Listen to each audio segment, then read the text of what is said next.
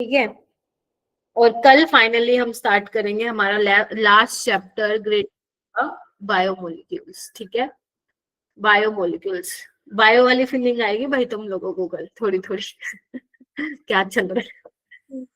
ठीक है, सो अमीन्स में आज खत्म होने के बाद क्या है, 2025 के तो मैंने तुम्हें सारे नहीं दिए थे क्वेश्चन, वो वाले क्वेश्चन दिए थे जो जितना मैं करा चुकी हूँ। आज तुम लोगों को मैं 2024 के दूंगी क्वेश्चंस, है ना, 2024 की, और एक और फिर दूंगी 2023 का। मतलब आज क्या है हमारा, वेंसडे है ना, तो वेंसडे के बाद तुम्हें 2 दिन और दूंगी टू प्रिपेयर अमीन्स। एक थर्सडे का दिन दूंगी, हाँ कल का दिन और परसों का दिन, ताकि तुम 2 दिन बैठ के अमीन्स कर लो, ताकि जब 30 नवंबर को तुम्हारा 12th का आए तो सिर्फ अमीन्स को ऊपर ऊपर से पढ़ लो तुम, नोट्स इतना स्ट्रॉन्ग कर लेना उस चैप्टर को। समझ रहे हो आप मेरी बात? और अब मेरे को ये दोबारा मैं इन्फॉर्म कर देती हूँ, 30 नवंबर को आप लोगों का टेस्ट है ना। और गुड इवनिंग सिमरन। और 30 नवंबर को पूरा 12th का सिलेबस आ रहा है, कोई 11th का चैप्टर नहीं आ रहा है। तो ये एक बहुत अच्छा मौका है ये पता लगाने का कि आपके 12th में कौन से चैप्टर स्ट्रोंग है, कौन से चैप्टर अभी भी प्रैक्टिस मांगते हैं। Getting my point? तो क्योंकि कुछ चैप्टर में से आप फटाफट से बना लोगे सवाल पेपर में, और कुछ चैप्टर में से हो सकता है नहीं बने, है ना, हो सकता है कि क्वेश्चन भी डिफिकल्ट आ जाए कोई। तो ये थोड़ा सा ध्यान रखना, आप अपना पूरा का पूरा फोकस 12th पे रखो। कई बच्चे मैं देखती हूँ बात मानते ही नहीं है, अपनी चलाते रहते हैं, हम तो मैम 11वीं पढ़ेंगे, 11वीं 12वीं पढ़ो, 12th पढ़ो पूरे नवंबर तक, राइट। तो जितना तुम लोगों को आते हैं चैप्टर्स उन्हीं को स्ट्रेंथन करो, उन्हीं को ही बार बार पढ़ के उनकी ही प्रैक्टिस करो, ताकि एटलीस्ट जो तुम्हें चैप्टर्स आते हैं वहां से तुम गलत नहीं करो क्वेश्चन। अब जो तुम्हें आता ही नहीं है उसको पकड़ के बैठ जाओगे और उसी में ही सारा टाइम लगा दोगे, तो वो कुछ होगा भी नहीं, हो सकता है पेपर में भी सवाल आए तो नहीं बना पाओ। और कोई भी बच्चा चीटिंग नहीं करेगा, मैं सच बोल रही हूँ, मुझे पता है कितने बच्चे चीटिंग करते हैं, और कुछ बच्चे ऐसे हैं जो क्या करते हैं, बार बार टेस्ट को रिज्यूम करके देते हैं, जिसकी वजह से आप लोगों का टाइम 180 मिनट से भी ज्यादा दिखाई देता है।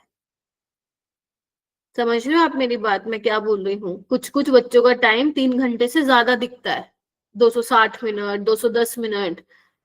इसका मतलब होता है कि उस बच्चे ने चीट किया है, चीटिंग कर करके टेस्ट दिया है।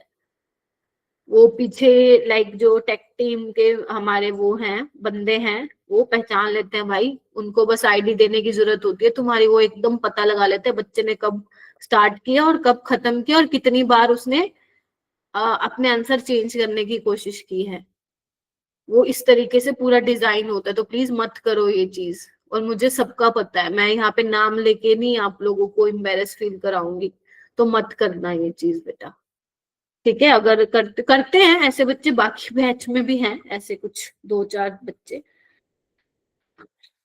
ठीक है, तो मत करना। और हाँ, जो दिल्ली वाले बच्चे हैं कृपया करके अपना हाथ उठाइए, दिल्ली वाले बच्चे कौन है?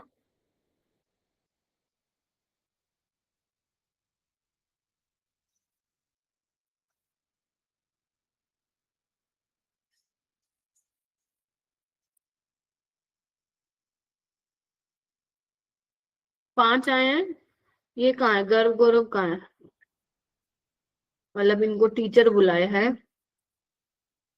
सुमित तुम नहीं हो क्या दिल्ली से? मैम हाथ तो खड़ा कर रखा है। अच्छा, हाँ ठीक है, देखा नहीं मैंने। ठीक है, सो आप लोग जितने बच्चे अभी हैं नीचे कर लो बेटा, तो आप लोग तो आओगे ही आओगे टेस्ट में, ठीक है। आप लोग आना, मैं भी आऊंगी, ताकि आप लोगों को आगे हमारा जो क्रैश कोर्स स्टार्ट होगा और जो मॉक टेस्ट होंगे उसके बारे में थोड़ा सा डिस्कशन हम लोग आपस में कर पाए। ठीक है, सो आ जाना, ठीक है। डांट नहीं मारने वाली तुम लोगों को, चलिए ठीक है।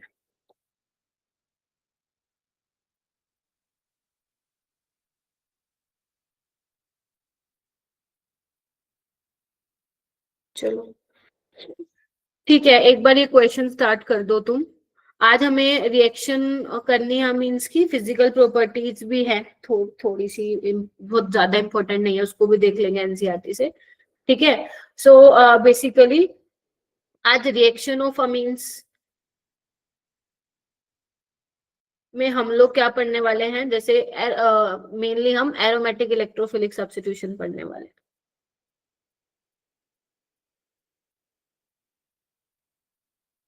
ठीक है, जैसे हमने ये हर चैप्टर में पढ़ा है, नाइट्रेशन पढ़ा है, सल्फोनेशन पढ़ा है, ब्रोमिनेशन भी पढ़ा है, फिनोल में, यहाँ पे भी पढ़ेंगे, बेसिसिटी ऑफ अमीन्स भी पढ़ेंगे। तो जो बेसिसिटी से रिलेटेड तुम लोगों के डाउट्स हैं वो क्लियर हो जाएंगे। ठीक है, तो ये हमें आज कंप्लीट करना है। उससे पहले तुम लोग 1 2 3 क्वेश्चन है, मुझे फटाफट से करके दिखा दो। 2024 का है, करना।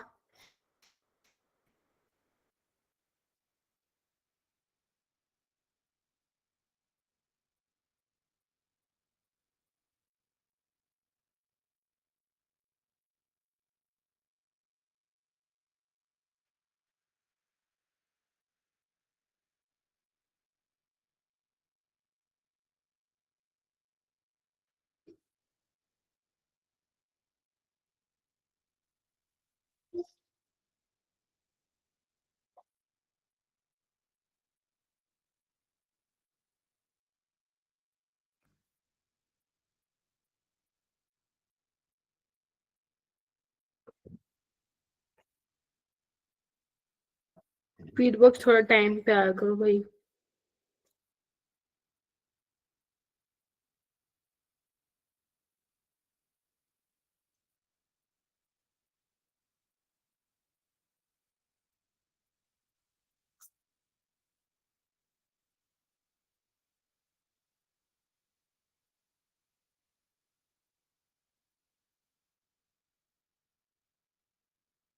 Nine students raise their hand. बाकी को नहीं पढ़ाया था क्या इनबर्ग रिएजेंट?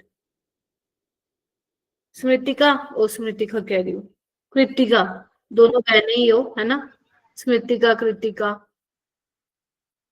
कृतिका बताना कैसे होगा?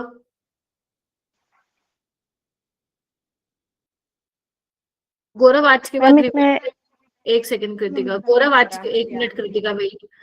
रिमाइंडर की जरूरत नहीं पड़नी चाहिए, मैं आप लोगों को नहीं बोलूंगी कि क्लास ज्वाइन करो। मेंटरशिप में भी मुझे ही बोलना पड़ता है कि मेंटरशिप ज्वाइन करो। खुद को इतना पता होना चाहिए, छोटे बच्चे नहीं हो तुम लोग, 18 साल के हो जाओगे 12वीं के बाद। मैम लिंक नहीं आई है। दिल्ली वाले में नहीं आई? No ma'am. अभी भी नहीं आई क्या? रुको, अब बता दिया करो भाई, नहीं पता लगता। इससे पहले मेरी क्लास थी, मैंने चेक भी नहीं किया। 1 मिनट रुको।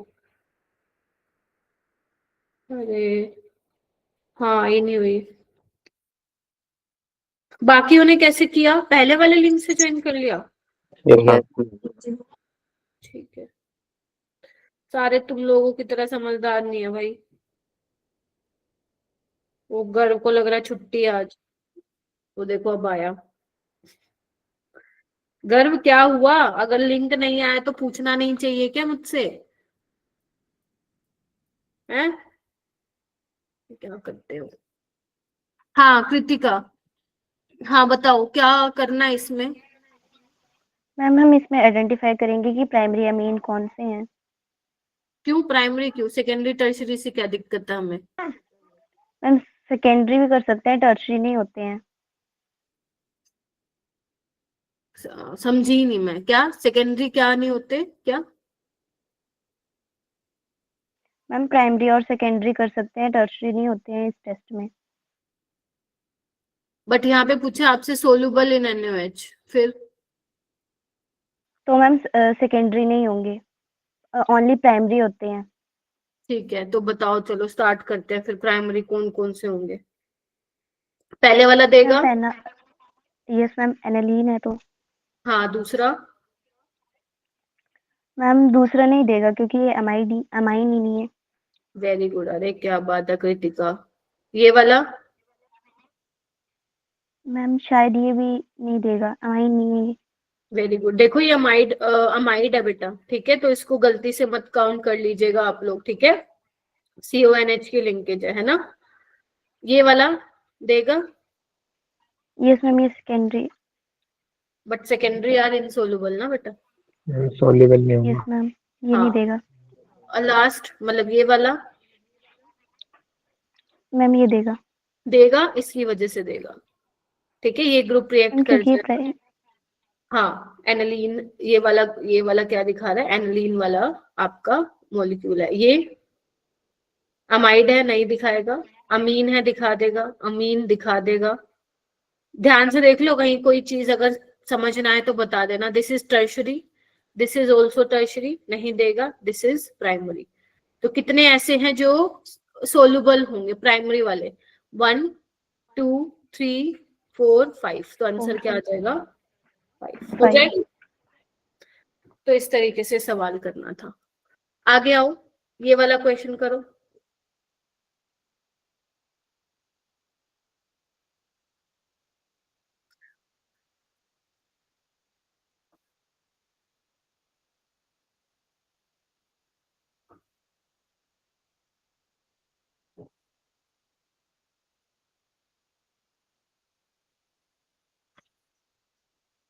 आराम से करो, जल्दबाजी में गलत नहीं करना अपने को।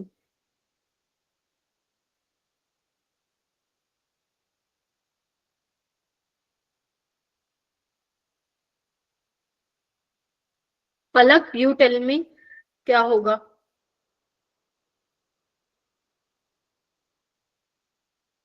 मैम पहला ऑप्शन। नहीं, ऑप्शन छोड़ो, होगा क्या? आपने कहा दोनों ट्रू, आओ।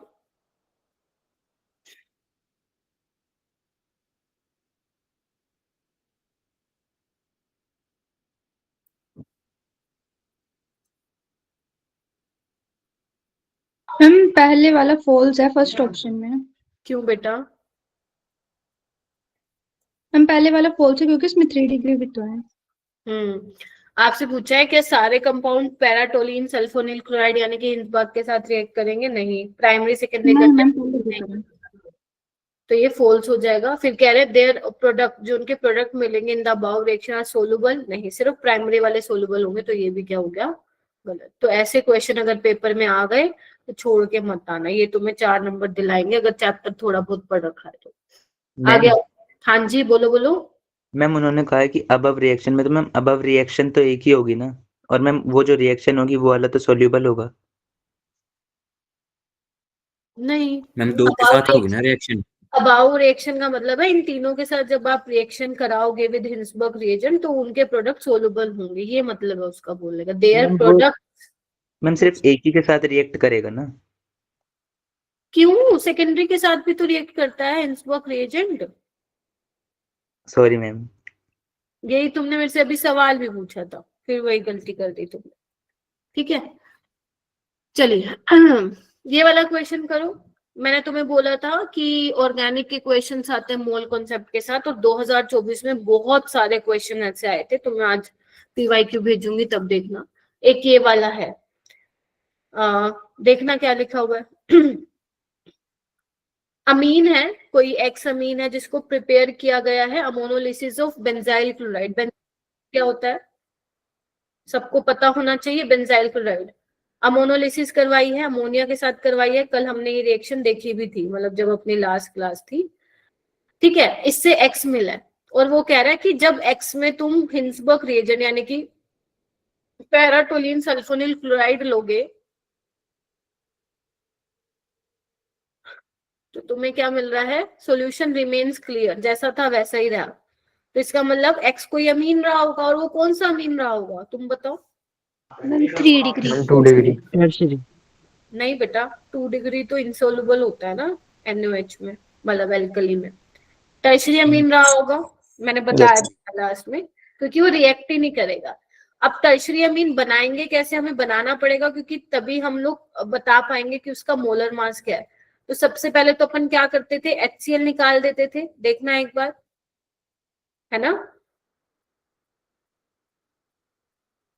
ठीक है, उसके बाद बेंजाइल क्लोराइड टर्शियरी है, तो मतलब जो एल्काइल हैलाइड है that will be in excess, हाँ कि ना?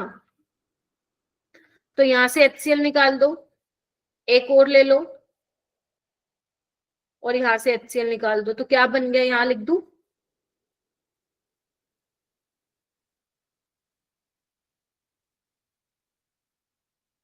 CH2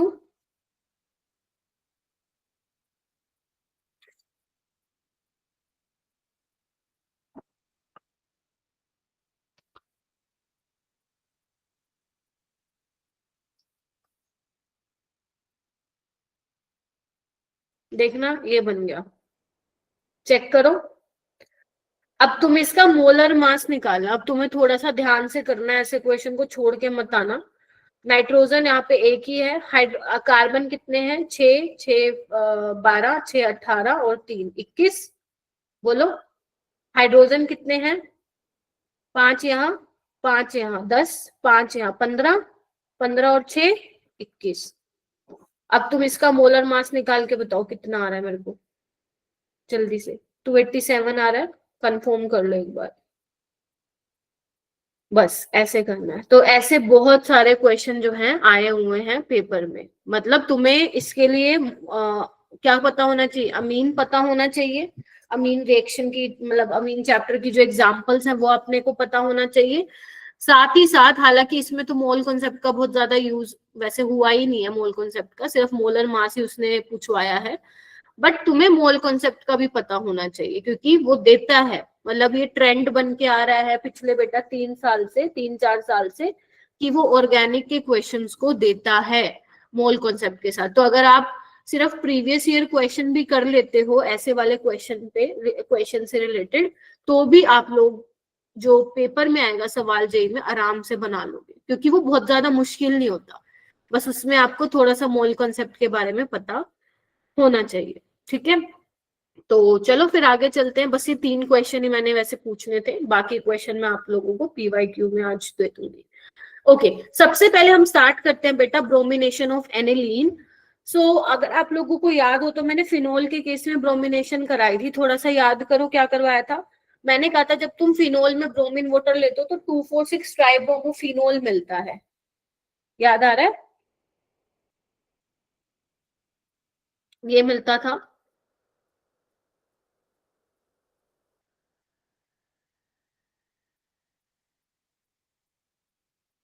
white precipitate. और अगर तुम bromine in the presence of some inert solvent ले लेते थे जो लेस प्रोटिक सॉल्वेंट है, जैसे CH2 हो गया अपना, CCl4 ले सकते हो, क्लोरोफॉर्म ले सकते हो, उसके अंदर हमें क्या मिलते थे, ऑर्थो और पैरा ब्रोमोफिनोल मिलते थे, जिसमें पैरा वाला ज्यादा मेजर बनता था। अब एनिलीन में हम लोग क्या करेंगे, और इसका रीजन क्या था, क्योंकि ऑक्सीजन क्या है अपना बहुत स्ट्रॉन्गली एक्टिवेटिंग ग्रुप था, तो वहां पे वाटर क्या कर रहा था, हेल्प कर रहा था बेसिकली ब्रोमीन प्लस को जनरेट करने में, और ऑक्सीजन जो OH है वहां से H+ लेके उसको फिनोक्साइड बनाया था और उसका एक्टिवेटिंग पावर और बढ़ा दिया था, राइट। अब यहाँ पे क्या होता है एनिलीन में कुछ अलग चीज होती है। वो अलग चीज ये है कि अगर तुम एनिलीन में बेशक तुम ब्रोमीन वाटर ले लो या फिर ब्रोमीन के साथ कोई दूसरा सॉल्वेंट ले लो नॉन पोलर, CH2 ले लो या फिर CCl4 ले लो या फिर CHCl3 ले लो, यहाँ पे प्रोडक्ट क्या देखने को मिलता है, 2 पोजीशन जो है वो ब्रोमीन ऑक्यूपाई कर लेती है ऑर्थो वाली, और एक जो है पैरा वाली ऑक्यूपाई कर लेती है। ठीक है, सो बेसिकली यहाँ पे क्या बन जाता है, 2,4,6 ट्राइब्रोमो एनिलीन। ठीक है, क्या पूछा है पीर बख्श ने ऐसे, और आपको बेटा फिनोल के साथ ध्यान रखना, एनिलीन के साथ ध्यान रखना, और तुम्हें नहीं मिलेगा, टेंशन मत लो। ठीक है, ये सिर्फ पॉली सब्स्टिट्यूशन वहीं पे होता है जहां पे बहुत स्ट्रॉन्ग एक्टिवेटिंग ग्रुप हो। अगर तुम यहाँ पे देखोगे एनिलीन के केस में, तो यहाँ पे आप ब्रोमीन के साथ पानी लो या उसके अलावा CS कुछ भी लो, आपको ये मिल रहा है। ऐसा क्यों? ऐसा इसलिए क्योंकि एक तो नाइट्रोजन के पास लोन पेयर है और ये स्ट्रॉन्गली एक्टिवेटिंग भी है ना, ऑर्थो पैरा डायरेक्टिंग होता है, प्लस अगर मैं तुम्हें बोलूं ऑक्सीजन की इलेक्ट्रोनेगेटिविटी नाइट्रोजन से ज्यादा होती है, नाइट्रोजन बेटर डोनर है, हाँ ये ना, तो नाइट्रोजन जो है वो ज्यादा एक्टिवेटिंग है फिनोल वाले ऑक्सीजन से, इसीलिए इसमें आप ब्रोमीन वाटर ले लो या उसकी जगह और सॉल्वेंट ले लो, आपको तीनों पोजीशन पे ही क्या मिल जाएगा, ब्रोमीन पॉली सब्स्टिट्यूशन यहाँ पे हो जाएगा। तो ये उन केस में होता है जहां पे आपका स्ट्रॉन्गली एक्टिवेटिंग ग्रुप है। आप लोगों को एनिलीन ध्यान रखना है बिकॉज आपका this is a part of your chapter amines, और आपको एक फिनोल में ध्यान रखना है, बाकी और किसी में ध्यान नहीं रखना अगर मैंने नहीं बताया है तो। राइट। अच्छा, अब बात ये आती है कि मान लो अगर हमें ये रिएक्शन नहीं आएगी पेपर में, अगर मान लो मुझे सिर्फ ऑर्थो और पैरा पोजीशन पे ही ब्रोमीन चाहिए, तो मैं क्या करूं उसके लिए? मतलब मुझे चाहिए ही नहीं पॉली सब्स्टिट्यूशन, मुझे इस रिएक्शन को कंट्रोल करना है ताकि मेरा पॉली सब्स्टिट्यूशन ना हो, राइट। और प्लीज माइक अनम्यूट करके पूछो। मैम आयरन के साथ। नहीं, आयरन के साथ क्या करवाऊंगी इसको, ठीक है। एसीटोन के साथ। हाँ जी बेटा। मैम कंट्रोल करने के लिए एसीटोन के साथ कराएंगे? नहीं नहीं, कंट्रोल करने के लिए हमें क्या करना पड़ेगा? देखो यहाँ पे दिक्कत किस वजह से हो रही है, पहले तो ये देखो, यहाँ पे दिक्कत हो रही है इसके स्ट्रॉन्ग एक्टिवेटिंग, इसका जो पावर है बेसिकली उसकी वजह से प्रॉब्लम हो रही है। तो अगर हम इसकी जो इसका पावर है उसको थोड़ा कम कर दें तो हमारी रिएक्शन कंट्रोल हो सकती है, यस और नो? तो हमें नहीं, इथाइलिन ग्लाइकोल की तो एल्डिहाइड कीटोन के साथ होती है पहली बात। तो यहाँ पे हम लोग कराएंगे एसिटाइलेशन। क्या कराएंगे? एसिटाइलेशन। कैसे कराएंगे देखना एक बार। एसिटिक एनाइड्राइड ले लो, जो तुम अभी लोग क्वेश्चन भी दिखा रहे थे मेरे को, है ना? या तो ये लिखा होगा पेपर में, नहीं तो ऐसे करके भी लिख के दे सकते हैं वो, या फिर ये भी लिख के दे सकते हैं, ठीक है। बताया था एसाइलेशन मैंने लास्ट क्लास में, होगा Yes, क्या? ma'am. अगर मान लो मैं नीचे वाला ले लेती हूँ तो क्या हो जाएगा? देखो, NHCOCH3 एसिटिलाइड बन गया। अब तुमने क्या किया? इसको बोलते हैं प्रोटेक्शन ऑफ अमीन। क्या बोलते हैं? प्रोटेक्शन ऑफ अमीन। अब ध्यान से देखो, जितनी पावर पहले इस वाले नाइट्रोजन की थी ना, इसकी इतनी नहीं है। क्यों नहीं है? ध्यान से देखो, क्योंकि जो नाइट्रोजन के लोन पेयर है बेटा वो रिंग में तो जा रहे हैं, ठीक है, लेकिन साथ ही साथ यहाँ भी जा रहे हैं। देखो, क्रॉस कंजुगेशन है ना। तो अगर मैं बोलूं 100% यहाँ पे समझाने के लिए, अगर मैं बोलूं 100% इलेक्ट्रॉन डेंसिटी यहाँ बेंजीन रिंग में जा रही है, जबकि यहाँ पे डिस्ट्रीब्यूट हो रही है, 50% यहाँ जा रही है बेंजीन रिंग में, 50% यहाँ जा रही है, तो इसका जो स्ट्रॉन्ग पावर था वो अब क्या हो गया है? कम हो गया है।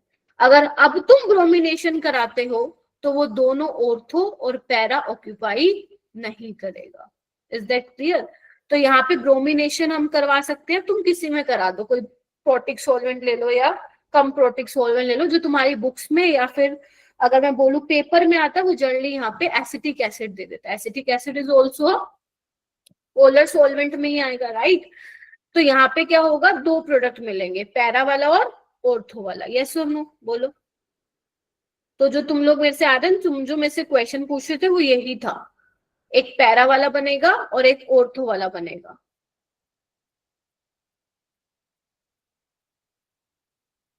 और पैरा वाला क्या होगा यहाँ पे? अपना मेजर, क्योंकि बड़े बड़े ग्रुप दूर है, यहाँ पे पास है तो कम अमाउंट इसका बनेगा।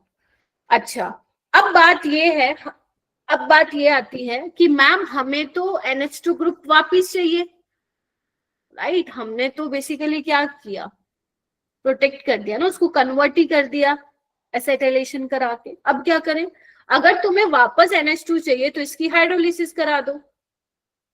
बताया था ना मैंने, अमाइड की हाइड्रोलिसिस एसिडिक और बेसिक मीडियम में होती है। तो अगर तुमने इसकी हाइड्रोलिसिस करा दी तो कौन सा बॉन्ड टूटेगा? ये टूटेगा। यहाँ पे H दे दो और यहाँ पे OH दे दो, तो क्या बन जाएगा हमारा? देखना, पैरा ब्रोमो एनिलीन बन जाएगा। तो अब हुआ क्या इससे? मैम NH2 का NH2 भी रह गया और हमें पैरा पोजीशन पे क्या मिल गया? ब्रोमीन भी मिल गया। तो इस तरीके से जो पॉली सब्स्टिट्यूशन रिएक्शन हुई थी उसको तुम क्या कर सकते हो? क्या कर सकते हो? कंट्रोल कर सकते हो, असाइलेशन करवा के।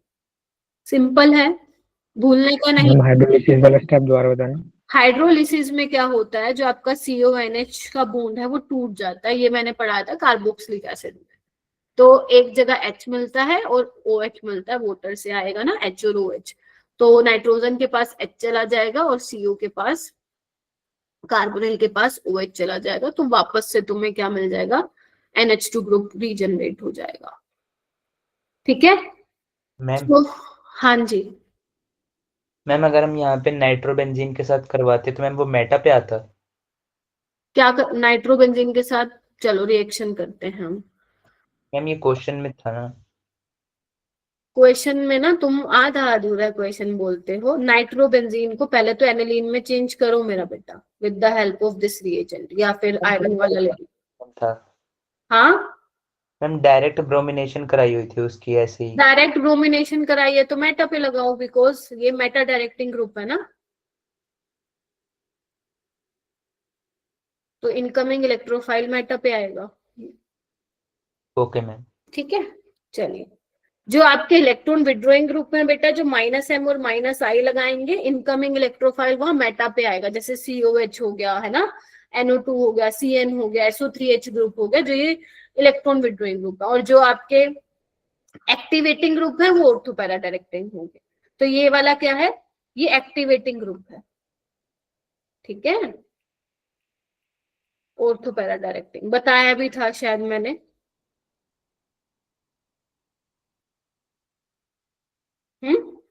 चलिए, एक रिएक्शन बहुत इंपॉर्टेंट है।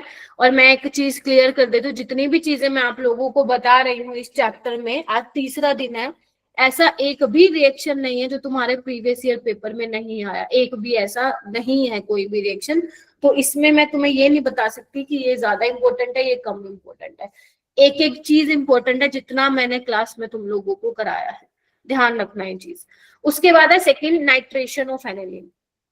नाइट्रोशन ऑफ एनिलीन में पहले बताओ, नाइट्रेटिंग मिक्सचर लोगे क्या होता है, HNO3 ये लोगे तो कायदे से क्या बनना चाहिए बताओ, कि मैम ऑर्थो पोजीशन पे नाइट्रो ग्रुप आएगा, है ना, ऑर्थो नाइट्रो एनिलीन, और एक किस पे आएगा, पैरा पे आएगा। यस और नो? लेकिन इसमें एक ध्यान से गौर देने वाली बात यह है कि यहाँ पे हमें मेटा भी मिलता है। मैम ये कैसे हो गया, ये कैसे हो गया? और तुम्हें बताऊं मेटा कितना मिलता है, 47%। ऑर्थो मिलता है सिर्फ 2%, और पैरा मिलता है 51%। मैम इसका परसेंटेज याद रखना। हाँ, एक बार आया था क्वेश्चन। मैम ऐसा क्यों हुआ है? देखो, आप लोगों को ये तो पता चल गया ना ऑर्थो और पैरा क्यों मिल रहा है, बिकॉज ये ऑर्थो पैरा डायरेक्टिंग ग्रुप है। बट हमें ये सोचना पड़ेगा कि मेटा क्यों मिल रहा है, पहली चीज। दूसरा, हमें ऑर्थो इतना कम क्यों मिल रहा है। ये हमें दो क्वेश्चन अराइज होते हैं नाइट्रेशन ऑफ एनिलीन में। तो इसका रीजन ये है, देखो अगर तुमने नाइट्रेटिंग मिक्सचर लिया है, एसिड से क्या आएगा, H+ आएगा, और ये नाइट्रोजन जो है चंचल है ना, ये कहेगा ठीक है मैं इलेक्ट्रॉन डेंसिटी तो दे रहा हूँ बेंजीन रिंग में, उसका काम हो रहा है, नाइट्रो ग्रुप लग रहा है ऑर्थो पैरा पे, लेकिन नाइट्रोजन के पास लोन पेयर है और वो अच्छा डोनर भी है, तो क्या है, H+ के पास इलेक्ट्रॉन नहीं है, तो भाई साहब इसको भी इलेक्ट्रॉन डेंसिटी देते हैं, साइड बाय साइड ये वाली रिएक्शन भी हो रही होती है। और अगर नाइट्रोजन ने अपने लोन पेयर सेंस करता है कि नहीं करता कि ये इलेक्ट्रॉन डेंसिटी इसको भी दे रहा है, बिल्कुल करता है। तो अगर ये इलेक्ट्रॉन डेंसिटी इसको दे रहा है तो अपना क्या बन गया, यहाँ पे देखना NH3 के ऊपर क्या आ गया, NH3 पॉजिटिव बन गया। क्या है ये, एनिलीनियम आयन, ये सुन लो।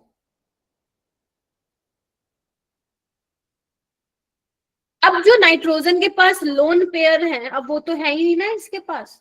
अब ये तो क्या कर रहा है, -I लगा रहा है, खींच रहा है ये तो इलेक्ट्रॉन डेंसिटी। और सबसे ज्यादा ये इलेक्ट्रॉन डेंसिटी कहाँ से खींचेगा, ऑर्थो से खींचेगा या पैरा, ऑर्थो से खींचेगा। -I डिस्टेंस डिपेंडेंट हो तो ऑर्थो से खींचेगा।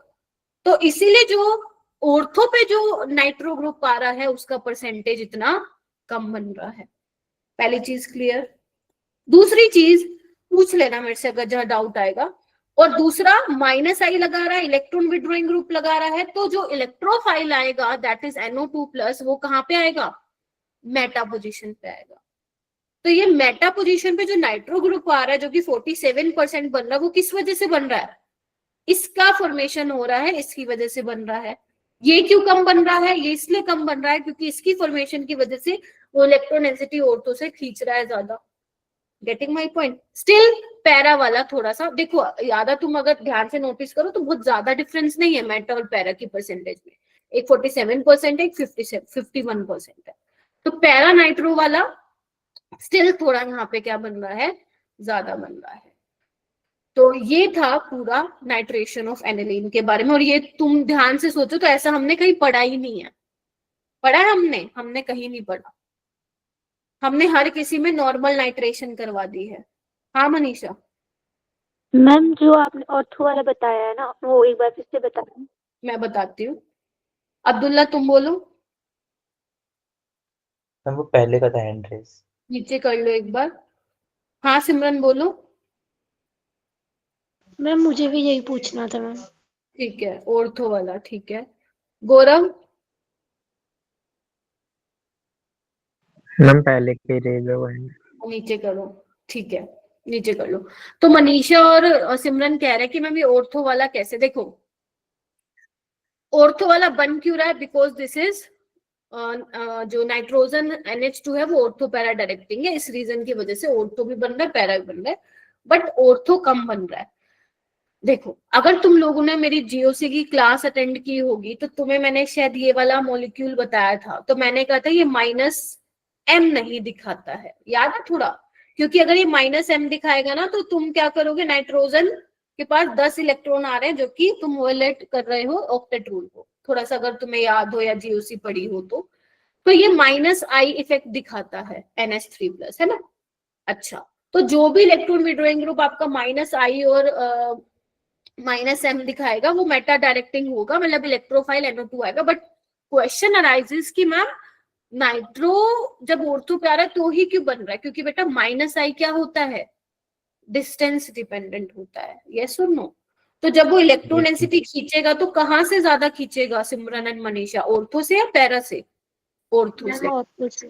यस, तो ऑर्थो से ज्यादा इलेक्ट्रॉन डेंसिटी खींच रहा है, तो जो NO2 की प्रोबेबिलिटी है ऑर्थो पे आने की वो कम है, इसीलिए उसका परसेंटेज जो है वो काफी कम बन रहा है।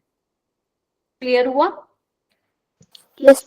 तो ये परसेंटेज आप लोगों को ध्यान रखना, राइट? परसेंटेज आप लोगों को ध्यान रखना है। ज्यूटेराइन बायोमोलिक्यूल्स पढ़ना है क्या? इतना मन कर रहा है ज्यूटेराइन पढ़ने का? है, ज्यूटेराइन के लिए आपका एक एसिडिक ग्रुप भी होना जरूरी है वहां पे। ठीक है, मैम ये सेपरेटली बनेंगे? फिर से बोलो। मैम सेपरेटली बनेंगे मतलब मतलब ऑर्थो अलग और पैरा अलग और मेटा हाँ, अलग? ऑर्थो वाले का, हाँ ऑर्थो वाले का आपका अमाउंट देखने को मिलेगा, आपका कम मिलेगा, 2% मिलेगा। इसका पैरा वाले का 51 मिलेगा और मेटा वाले का 47% मिलेगा यहाँ पे। ठीक है, सर तो मेजर तो अगर पैरा को ही मानेंगे ना? हाँ मेजर वही होगा, बट आपको परसेंटेज ध्यान रखना, सारे बच्चों को याद रखनी है परसेंटेज। ठीक है, सिंपल है। यानी कि दो चीजें मैंने काफी इंपॉर्टेंट बता दी। ये चैप्टर है ही इसलिए इंपॉर्टेंट क्योंकि तुम देखो यहाँ पे कुछ अलग चीजें हम पढ़ रहे हैं। ब्रोमिनेशन में हमने देखा पॉली सब्स्टिट्यूशन को कैसे कंट्रोल करना है। नाइट्रेशन में पहली बार हम ये वाली चीज दे रहे, नहीं तो बाकियों में तो हम क्या कर रहे थे, ऑर्थो और पैरा पे लगा के बात खत्म कर रहे थे। और यहाँ पे असर्शन रीजन आएगा।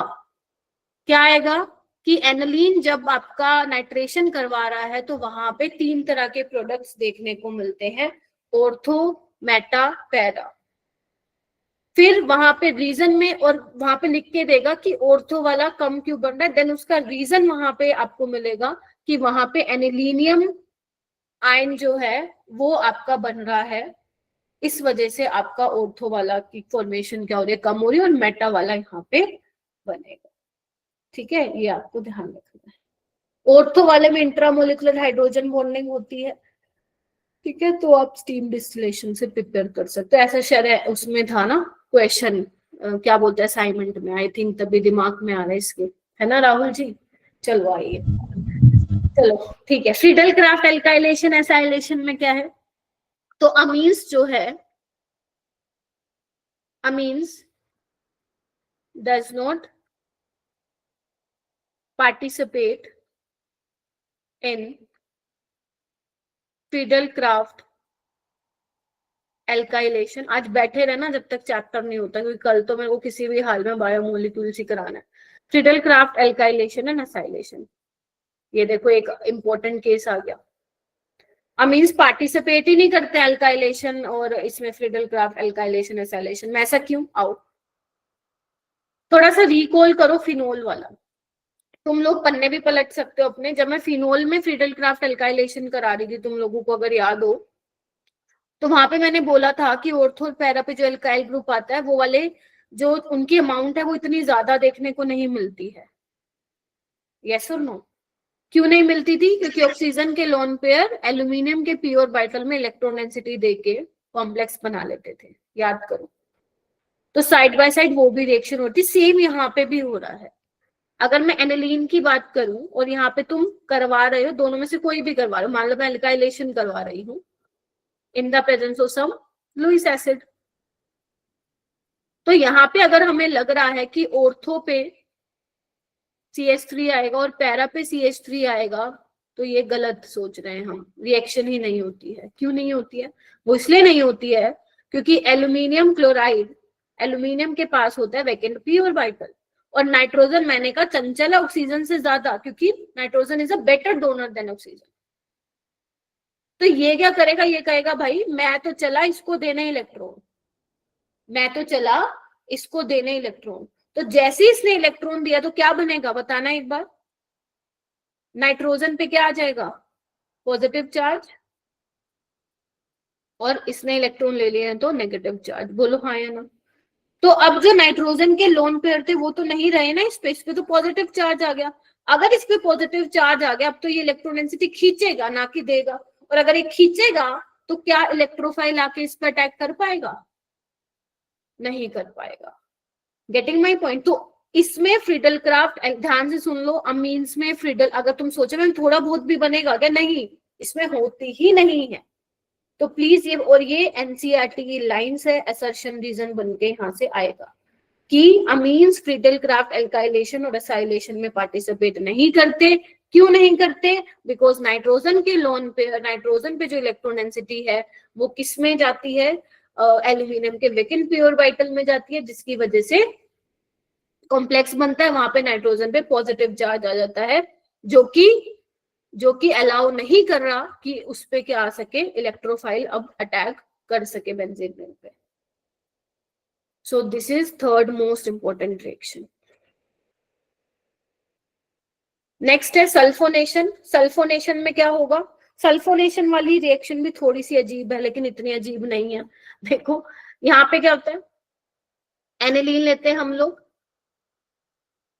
और हम यहाँ उसमें कोई रिएक्शन नहीं होगी ना, मतलब फिर क्या उसमें रिएक्शन होगी नहीं ना, मतलब होगी ही नहीं, तभी मैंने लिखा है यहाँ पे डज नॉट पार्टिसिपेट। ठीक है। अच्छा, सल्फोनेशन की बात करूंगी तो यहाँ पे आप कंसेंट्रेटेड H2SO4 लोगे तो सबसे पहले यहाँ पे क्या होता है, डायरेक्ट नहीं बनता आपका पैरा पोजीशन या ऑर्थो पोजीशन पे डायरेक्ट सल्फोनिक ग्रुप नहीं आता। सबसे पहले क्या बनता है? एसिड है, राइट? नाइट्रोजन के लोन पेयर इस पे जाएंगे H प्लस पे, तो सबसे पहले ये बनता है, देखो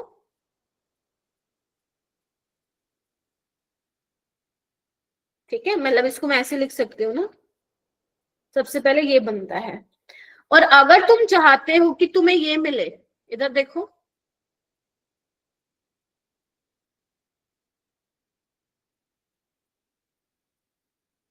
तो तुम्हें क्या करना पड़ेगा इसके लिए? इसको हीट करना पड़ेगा, तब जाके तुम्हें ये मिल जाएगा। डायरेक्ट रिएक्शन याद रखनी है, कोई किंतु परंतु, कोई मैकेनिज्म कुछ सीन नहीं है इसका। हीटिंग करोगे तो ये बनेगा, नहीं करोगे हीटिंग तो फिर यही मिलेगा तुम्हें। ठीक है। मैम इन पे पॉजिटिव चार्ज भी है। NH3 plus HSO4 negative. ठीक है, एनिलीनियम आइन बन गया ना हमारा। और ये क्या बना है? इसका नाम क्या है?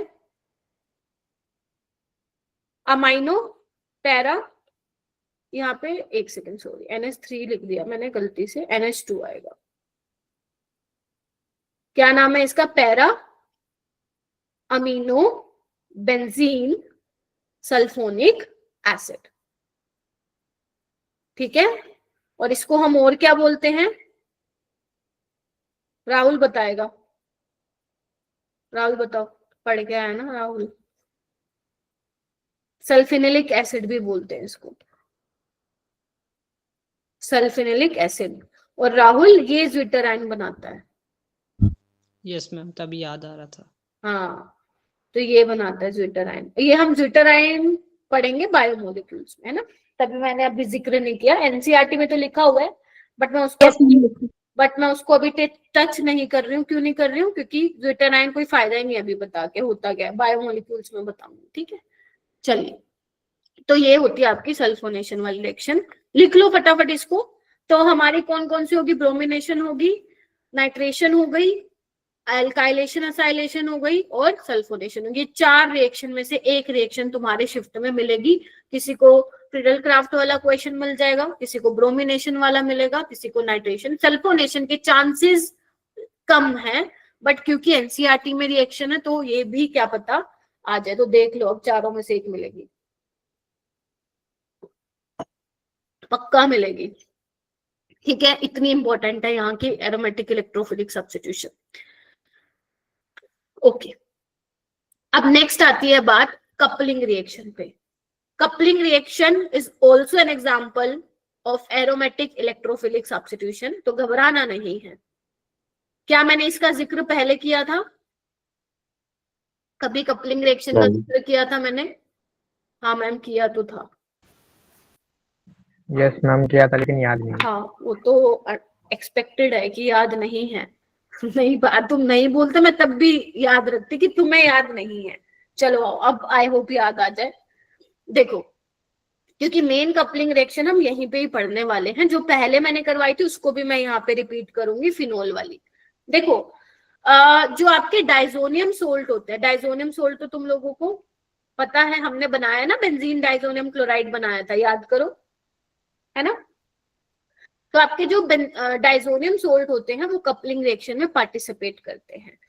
अब बात आती है बेटा, एरोमेटिक इलेक्ट्रोफिलिक सब्स्टिट्यूशन आप लोग करा रहे हो, और तो एरोमेटिक इलेक्ट्रोफिलिक सब्स्टिट्यूशन के लिए हमें क्या चाहिए? एक्टिवेटिंग ग्रुप चाहिए,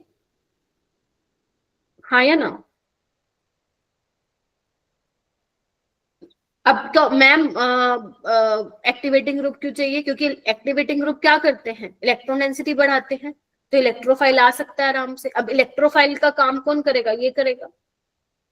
तो यहाँ पे हमें क्या चाहिए होते हैं? स्ट्रॉन्ग एक्टिवेटिंग ग्रुप चाहिए होते हैं।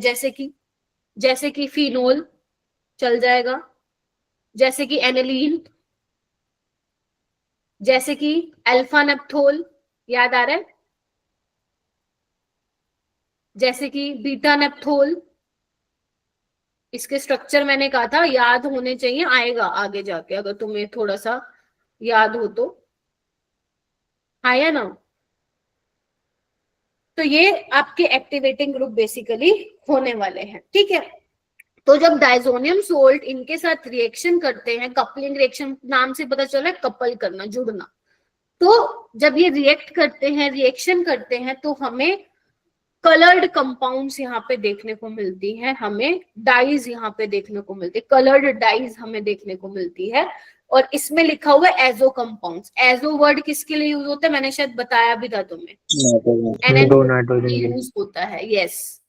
तो यहाँ पे इस बॉन्ड की फॉर्मेशन भी आपको दिखेगी प्रोडक्ट में होती हुई, ठीक है। अब ये रिएक्शन कैसे होगी वो सब मैं अभी आगे चल के डिस्कस करूंगी।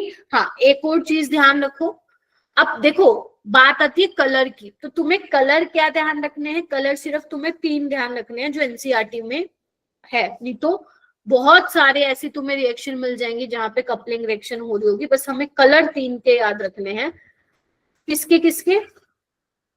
जब बीटा नेप्थोल के साथ रिएक्ट करेगा कौन? आपका डाइजोनियम सोल्ट। फिनोल के साथ रिएक्ट करेगा, और जब एनिलीन। यही 3 रिएक्शन तुम्हारे एनसीईआरटी में भी है, ठीक है। इवन एनसीईआरटी में तो सिर्फ फिनोल और एनिलीन है। इसको याद कैसे करोगे? बिपाशा से याद रखो तुम लोग। नाम सुना अच्छी बात है, नहीं सुना कोई बात नहीं, कोई दिक्कत नहीं है। अब आपको क्या करना है? बिपाशा का बी लेना है, टी लेना है और ए लेना है। बी किसको रिप्रेजेंट कर रहा है? बीटा नेप्थोल को। पी फिनोल को। और ए किसको कर रहा है रिप्रेजेंट? एनिलीन को। बी पी ए, ठीक है। अच्छा, इनके कलर कैसे याद रखोगे? विवेक ओबरॉय से, मतलब ROY, पीछे का रोए आप याद रखोगे, ठीक है। ये मैंने 2,4 DNP में भी बताया था तुम्हें, ठीक है। अब R का मतलब है रेड कलर, इसका मतलब है ऑरेंज कलर, और इसका मतलब है, बोलो, येलो कलर। येलो। तो ये तुम्हें ध्यान रखना है। बीटा नेप्थोल के साथ रेड कलर आता है, तुम्हें कोई और ट्रिक मतलब कोई और चीज ध्यान रखनी अपने हिसाब से वैसे भी कर सकते हो। फिनोल के साथ ऑरेंज कलर देता है और ग्रीन के साथ क्या देता है, येलो कलर यहाँ पे देता है। कैसे, अब रिएक्शन कैसे होगी मैं तुम्हें डायरेक्ट रिएक्शन भी सिखा देती हूँ और इसका एक बार मैकेनिज्म भी बता दूंगी, ताकि अगर तुम्हें मैकेनिज्म देखना हो तो वो भी तुम देख सकते हो। ठीक है, चलिए आइए। ठीक है, देखो सबसे पहले हम बात करते हैं कपलिंग रिएक्शन में फिनोल, जहां पे हमें ऑरेंज डाई मिलेगी। ये जो ऊपर लिखा हुआ है लिखे रहने दो। देखो तुम्हें क्या करना है, इधर देखना, बेंजीन डाइजोनियम सोल्ट है ये। ठीक है, मान लो मैं ये बेंजीन डाइजोनियम क्लोराइड यहाँ पे मैम ले रही हूँ। वैसे हाँ, इसकी मैकेनिज्म जरूरी है? एक बार देख लेना, वैसे इससे भी काम चल जाएगा पीर बख्श। तुम्हें समझ में मतलब याद रहे लंबे टाइम तक तो बहुत अच्छी बात है, वरना जो भी सिखा रही हूँ वैसे ध्यान रख लो। ठीक है, तो यहाँ पे तुम्हें क्या करना होता है, मीडियम इन्होंने बेसिक लिया है फिनोल के साथ। ठीक है, इसका भी मैं रीजन बता दूंगी ऐसा क्यों। यहाँ पे तुम्हें कुछ नहीं करना, HCl निकाल दो। ठीक है, और ये बन जाएगा, देखना एक बार जो ऊपर बना हुआ है।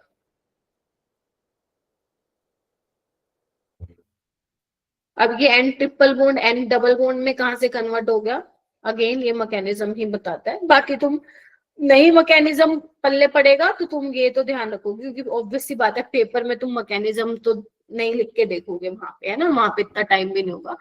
तो ये तुम्हारा बन चुका है पैरा हाइड्रोक्सी आइसोबेंजीन, जिसका ऑरेंज कलर होता है।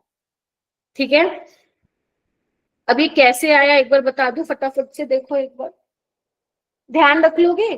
अब यहाँ पे ध्यान रखना, पैरा पोजीशन पे अटैक कराना है, ऑर्थो पे नहीं कराना अटैक, क्योंकि अगर तुम ऑर्थो पे कराओगे तो बड़े बड़े ग्रुप ऑर्थो पे बनेंगे, रिपल्शन होगी, वो नहीं बनेगा ज्यादा, इसलिए पैरा पे अटैक कराना है। मैं एक बार इसका बता देती हूँ मैकेनिज्म। देखो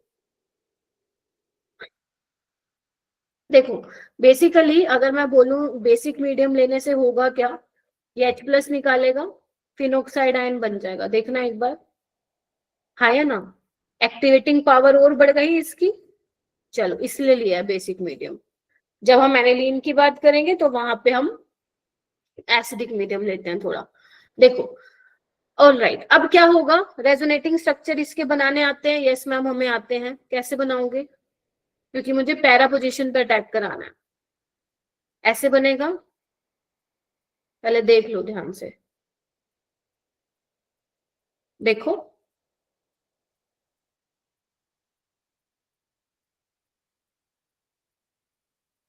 अब यहाँ पे आओ, नाइट्रोजन के ऊपर पॉजिटिव है, अपना चार्ज न्यूट्रलाइज करवाएगा। जैसे इस नाइट्रोजन में पॉजिटिव चार्ज आएगा कौन अटैक मारेगा इस पे, ये आया समझ में, आया ना।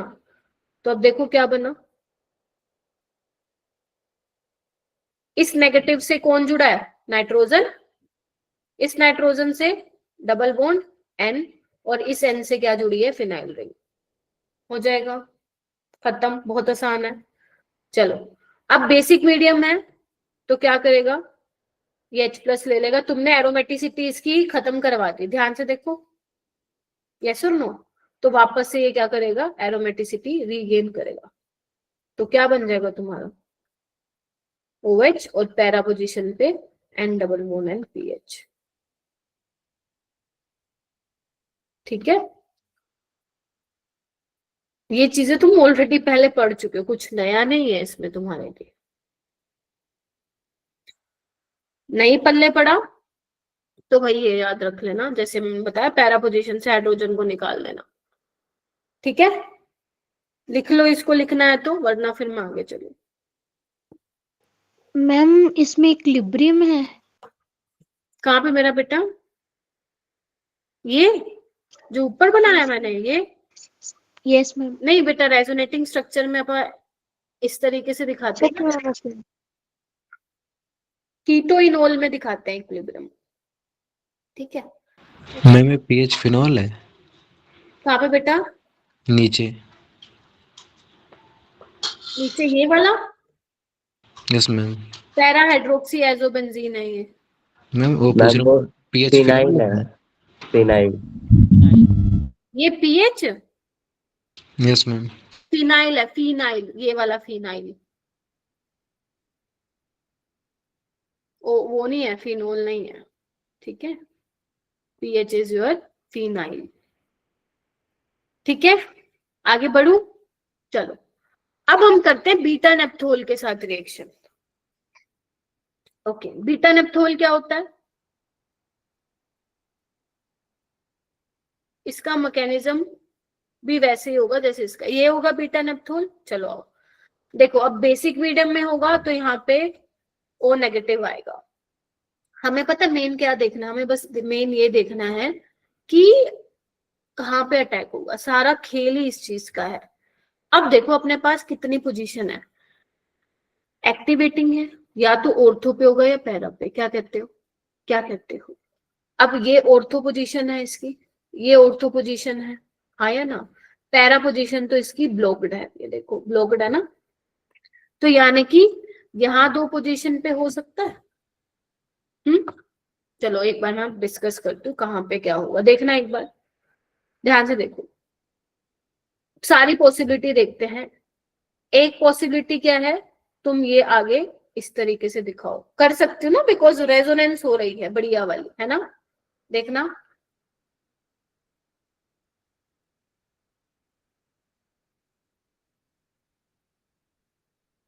क्लियर है। और एक क्या हो रही है, सिर्फ मैं ब्लू वाले से क्या बनेगा, ध्यान से देखना।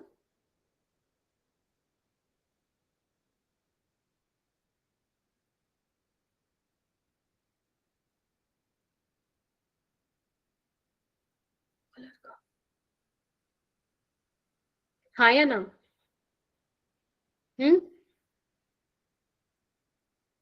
अब देखो कहाँ पे अटैक होगा। देखो अगर तुम यहाँ पे अटैक करवा रहे हो इलेक्ट्रोफाइल का तो वो नहीं होगा, क्यों? क्योंकि ये स्टेबल नहीं है। क्यों नहीं है? क्योंकि अगर तुम यहाँ पे करा रहे हो, तुम नोटिस करो तुमने बेंजीन रिंग की एरोमेटिसिटी खत्म करा दी ये करवाने पे, यस और नो। जबकि यहाँ पे बेंजीन रिंग की एरोमेटिसिटी क्या है, रिमेन इंटेक्ट है, हाँ या ना। तो कौन सा फायदे रहेगा हमारे लिए अटैक कराना, कहाँ पे, यहाँ पे, यस और नो। मानते हो कि नहीं मानते हो? अब बात आती है, ये तो क्लियर हो गया, यहाँ पे तो नहीं होगा। यहाँ पे क्यों नहीं हो रहा? क्योंकि जो यहाँ पे आप लेके आओगे नेगेटिव चार्ज, वो आगे रेजोनेंस में नहीं जा रहा है। ये वाला नेगेटिव चार्ज ज्यादा स्टेबल ऊपर वाला, क्योंकि वो आगे रेजोनेंस में भी जा रहा है, समझ रहे हो। सो इसीलिए जो अटैक होगा फाइनली वो कहाँ पे होगा, जो मैंने नीचे ब्लू वाला बनाया है। तो बस बिल्कुल कुछ नहीं करना, जैसे हमने मैकेनिज्म पिछले वाला किया था वैसे ही तुम्हें ये वाला भी करना है। क्या करोगे, OH और यहाँ पे क्या आ जाएगा, N double bond N PH। बिल्कुल सेम मैकेनिज्म वही फॉलो होगा जो मैंने पीछे करवाया था बीटा नेप्थोल के साथ, ठीक है, वैसे ही होगा यहाँ पे। तो ये बनेगी तुम्हारी रेड कलर की कलर, मतलब रेड कलर बनेगा। अब मान लो ये चीज तुम्हें पेपर में याद ही नहीं रहती है, तो हो सकता है नहीं याद रहे, तो प्लीज ये ध्यान रखना कि जब हम बीटा नेप्थोल लेते हैं तो कहाँ पे अटैक होता है, बस इतनी चीज ध्यान रख लेना। OH के साथ वाली पोजीशन पे वहां पे अटैक होगा, ठीक है क्या, बोलो। यस मैम इसमें बेस डालेंगे। क्या कर लेंगे? मैम इसमें बेस डालेंगे। हाँ बेसिक मीडियम में होगी ना ये भी रिएक्शन, तभी वो यहाँ पे ऑक्सीजन और ऑक्सीजन पे क्या ला रहा है, नेगेटिव चार्ज ला रहा है ना, उसका एक्टिवेटिंग पावर जो है वो बढ़ गया है, ठीक है। तो इस तरीके से करना है, हो जाएगा। चलो आगे है अल्फा नेप्थोल, इसको मैं हटा रही हूँ, इसको अल्फा कर लो। अल्फा में कलर नहीं करना आपको, अल्फा में कलर आप लोगों को नहीं करना है, क्योंकि कुछ स्पेसिफिक कलर्स हाँ मिलेगी तो आपको कलर डाई, बट उसका कलर मेंशन नहीं कर रखा है कहीं पे। तो आपको बीटा नेप्थोल, एनिलीन और इसका फिनोल में कलर याद रखना है। मैं बता देती हूँ बाकी। अल्फा नेप्थोल में कैसे होगी reaction, this is alpha naphthol ना, इसमें तो सिंपल है, इसमें क्या होगा, पैरा पोजीशन पे ही अटैक हो जाएगा, ठीक है। इसमें कुछ ज्यादा आपको सोचने समझने की जरूरत नहीं है, मैं डायरेक्ट प्रोडक्ट बना देती हूँ।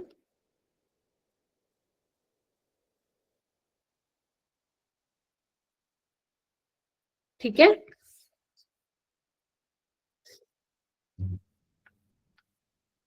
यहाँ पे क्या ले लो, बेंजीन डाइजोनियम सोल्ट।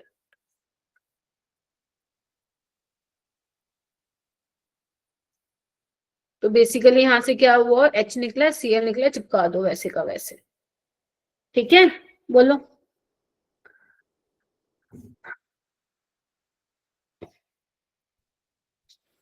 एनिलीन में क्या होगा, एनिलीन में भी वही करना है, पैरा पे अटैक करा देना। एक बार पीछे कर देना।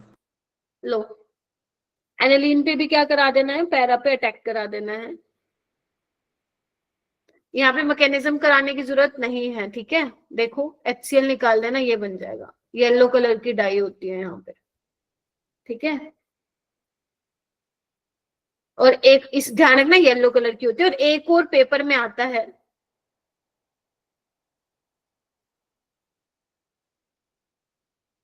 जब तुम NN डाइमिथाइल अमीन ले लेते हो, NN डाइथाइल एनिलीन, तो इसमें क्या करना है, वही सेम, HCl निकालो,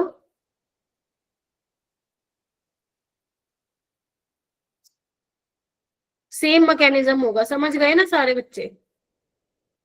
अब बोलो, सो गए क्या? Yes Yes. Ma'am. Yes ma'am. Para position. Yes.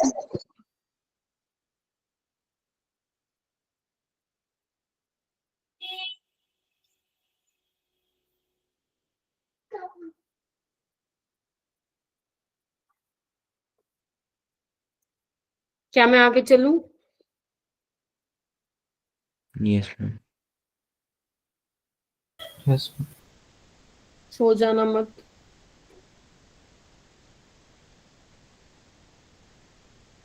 हाँ, तो ये मैंने खाली स्लाइड पे छोड़ दिया, छोड़ो, क्वेश्चन करो, क्वेश्चन करो बेटा।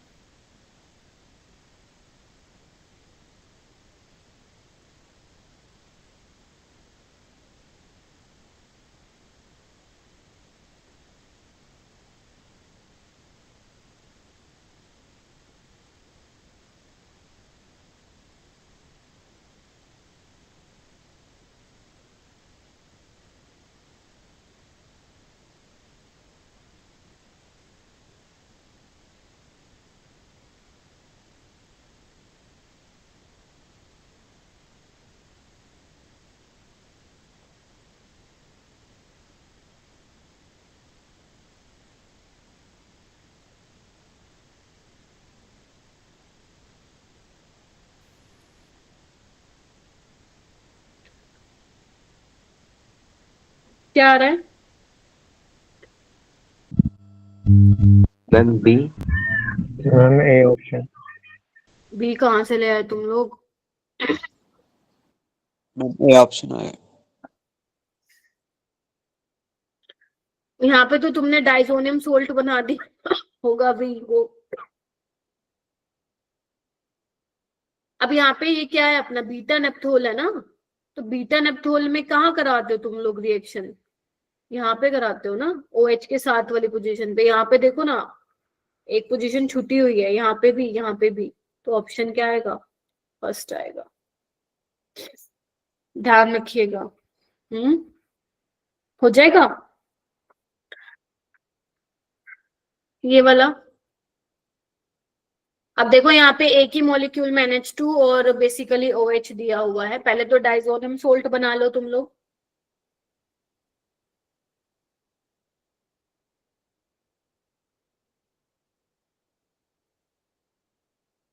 अब ये क्या है, फिनोल है, ध्यान से देखो ना, फिनोल है ना ये वाला। तो फिनोल में कहाँ पे होती है, पैरा पोजीशन में होती है। और फिनोल की पैरा पोजीशन क्या है, ये है। क्या करना है, कुछ नहीं, HCl निकाल दो यहाँ पे। समझ गए? तो ये बन जाएगा।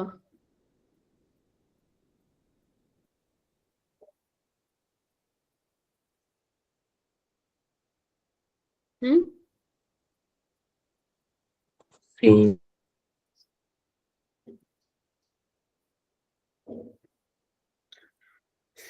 ठीक है, इसमें आया था ये एडवांस में। ठीक है, सो इस तरीके से करना है आप। हाँ, अगर तुम मेंस में पूछोगे कैसे आया हुआ है, तो कपलिंग रिएक्शन से बहुत बहुत ज्यादा सवाल नहीं आए हुए।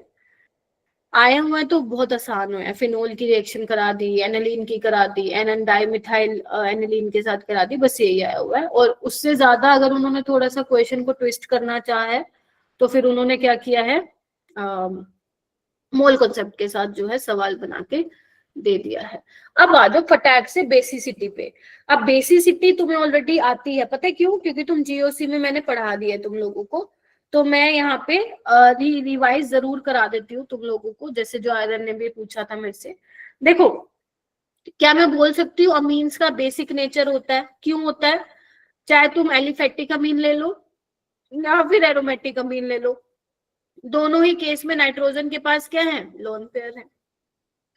तो अगर मैं मान लो इनकी रिएक्शन कराती हूँ एसिडिक मीडियम में, तो क्या बनेगा? नाइट्रोजन अपने लोन पेयर दे देगा। एनिलीन में करवा रही हूँ तो ये भी अपने लोन पेयर दे देगा। यस और नो? तो यानी कि यहाँ से क्या पता चल रहा है कि अमीन्स का कैसा नेचर है? बेसिक नेचर है। लुइस बेस भी आप बोल सकते हो इनको, क्योंकि लुइस बेस क्या होता है? Electron pair donor. हाँ या ना? पहले तो बताओ मुझे। ठीक है, अच्छा, तो यहां से इनका बेसिक नेचर के बारे में पता चलता है। फिर वो कह रहे हैं कि अगर जो मैं अमीन सोल्ट जो ये बना है, अगर मान लो मैं अमीन सोल्ट की रिएक्शन बेसिक मीडियम में करा देती हूँ, तो वापस से मुझे क्या मिल जाएगा? अमीन मिल जाएगा। देख रहे हो? तो समझ गए। अगर मान लो तुम अमीन्स लेते हो एसिडिक मीडियम में सोल्ट मिलता है, अगर तुम बेसिक मीडियम दोबारा उनके साथ बेसिक मीडियम में रिएक्ट कराते हो सोल्ट को, तो वापस से वो अमीन्स रीजनरेट करता है। पहली चीज तो ये, ठीक है। इसमें से पेपर में कुछ भी नहीं आएगा फिलहाल। ये एनसीईआरटी का है, एक बार मैं पढ़ा देती हूँ जो एनसीईआरटी में सारी चीजें लिखी हुई हैं, और एक बार अपने एंड से पढ़ लेना। तुम्हें सिर्फ 20 मिनट्स मुश्किल से लगेंगे। दूसरी चीज यहाँ पे 3 डिग्री क्या 3 होगा? डिग्री अमीन रिएक्ट कर जाएगा। किसके साथ? यही HX।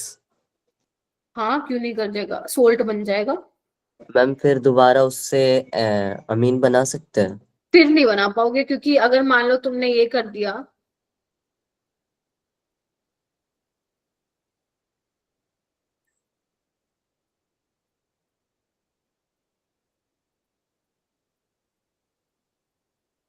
ये तो करा दिया,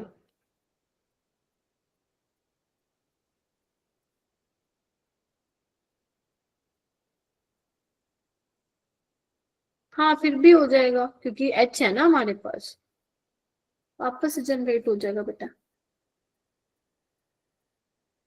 ठीक है, ठीक है, सोल्ट बन गया ना। H है तो बेस ले लेगा उसको वापस। Yes ma'am. ठीक है, मैम चलो। पीरबक्स ने क्वेश्चन क्या पूछा था, एक बार दोबारा बताएं। क्या पूछता?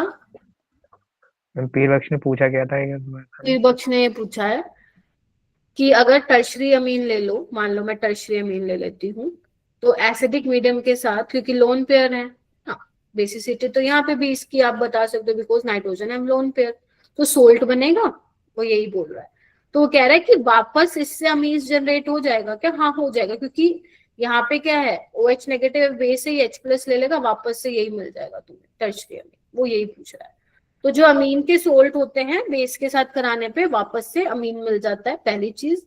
दूसरी चीज इन्होंने यहाँ पे बोली हुई है, पॉइंट्स बना, लिखने की जरूरत नहीं है, ये everything is in NCERT, NCERT की स्निपिंग है। फिर वो कह रहे हैं अमीन सोल्ट क्या होता है? सोल्युबल होते हैं पानी में, ठीक है, लेकिन ऑर्गेनिक सॉल्वेंट लाइक ईथर या कोई और ऑर्गेनिक सॉल्वेंट ले लो, बेंजीन ले लो, उसमें ये इनसोल्युबल होते हैं। सेंस भी करती है ये बात, है ना। This reaction is the basis for the separation of amines from the non-basic organic compound insoluble in water. मतलब यहाँ पे सिंपल सी ये बात कह रहा है कि तुम इस रिएक्शन के बेसिस पे क्या कर सकते हो? अमीन्स को सेपरेट कर सकते हो। कैसे सेपरेट कर पाओगे बताना एक बार। आपका मान लो लेट्स से तुमने एक फ्लास्क में क्या लिया है, कोई ऑर्गेनिक सॉल्वेंट लिया, लेट्स से ईथर लिया है, ठीक है, और वाटर है, तो लेयर बनेगी, राइट और नोट। और यहाँ पे तुम डाल रहे हो अमीन सोल्ट, क्या कहते हो, तो वो तो पानी में तो सोल्यूबल हो जाएगा, लेकिन ईथर में सोल्यूबल नहीं होगा। यस और नो? तो बेसिकली 2 लेयर्स बन जाएंगी। यस और नो? एक तो वो जिसमें सोल्यूबल हो गया और दूसरा वो जिसमें नहीं हुआ है सोल्यूबल, तो 2 लेयर होंगी। तो इस तरीके से आप क्या कर सकते हो, अमीन्स को सेपरेट भी कर सकते हो। इस ये एक अलग एक्सपेरिमेंट होता है यहाँ पे, हालांकि एनसीईआरटी में बहुत ज्यादा कुछ इसके बारे में डिस्कस नहीं किया होगा तुम्हारे साथ। लाइक सेपरेटिंग फनल करके होता है एक अपरेटस, जिसके हेल्प से आप लोग सेपरेट कर सकते हो। तो वहां पे एक टंकी बनी होती है, टंकी मतलब नोजल होती है इस तरीके से, तो आपको जो चाहिए वो आप अलग कर लो। जैसे यहाँ पे जो ऑर्गेनिक की लेयर है वो तो अलग है ना, तो उसको आप अलग से सेपरेट आउट कर सकते हो, और आपके जो फ्लास्क होगा, जो भी बीकर होगा, जो बेसिकली क्या बोला मैंने, सेपरेटिंग फनल होगा, वहां पे आपका अमीन वाला अलग रह जाएगा। तो वो कह रहे हैं कि इस तरीके से तुम सेपरेट आउट कर सकते हो। क्वेश्चन यहाँ से भी पेपर में जनरली नहीं आएगा, बट एनसीईआरटी में तो एक बार रीड कर लो। उसके बाद जो इम्पोर्टेंट चीज है यहाँ पे बेसिक करेक्टर में, तुम्हें याद होगा मैंने तुम्हें बताया था एसिडिटी के बारे में कि pK is inversely proportional to acidity, ठीक है। और मैंने कहा था कि के जो है वो एसिडिटी के डायरेक्टली प्रोपोर्शनल होता है ना। बेसिसिटी में भी अपने को सेम करना है, क्या पीके भी क्या होगा, इनवर्सली प्रोपोर्शनल टू बेसिसिटी होगा, और के भी डायरेक्टली प्रोपोर्शनल टू बेसिसिटी होगा, हाँ या ना, ठीक है। तो ये ध्यान रखना। उसके अलावा इलेक्ट्रॉन डोनेटिंग जो ग्रुप होंगे वो क्या करेंगे, इंक्रीजेस द बेसिसिटी, और इलेक्ट्रॉन विड्रॉइंग ग्रुप क्या करेंगे, डिक्रीजेस द बेसिसिटी। क्यों, एक एग्जांपल देखो, अगर मेरे पास एलिफेटिक अमीन है और एक मेरे पास अमोनिया है, समझ रहे हो, और मैं सेकेंडरी अमीन भी बना लेती हूँ और एक मैं टर्शियरी अमीन भी बना लेती हूँ।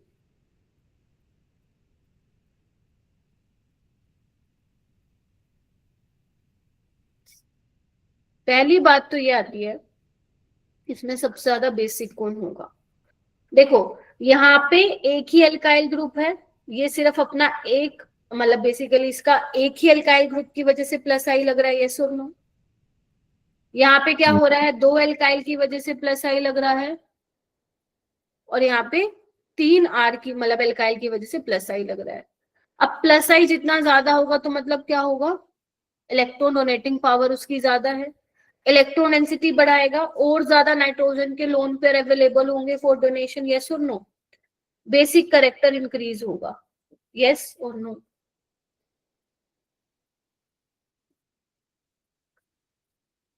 तो अगर मैं बोलूं डी सबसे ज्यादा बेसिक होगा, फिर आपका सी, फिर ए। अब बी को कहाँ रखूंगी, पीछे, क्यों, क्योंकि यहाँ पे कोई भी एल्काइल ग्रुप नहीं है जो इसकी इलेक्ट्रॉन डेंसिटी की बढ़ा सके।